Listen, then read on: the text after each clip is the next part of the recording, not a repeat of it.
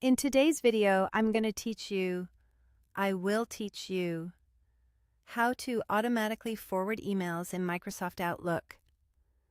If you want your messages to land in a different inbox without you lifting a finger, automatic forwarding is a simple and reliable way to make that happen.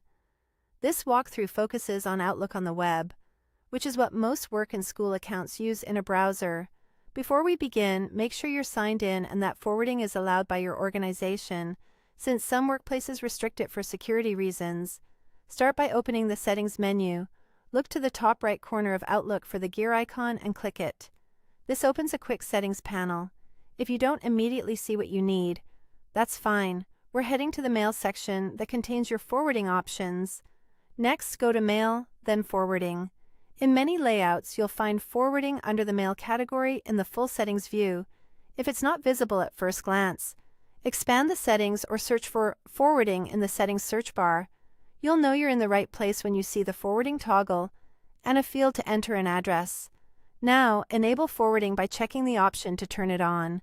If that checkbox is unavailable or grayed out, it likely means your admin has disabled this feature.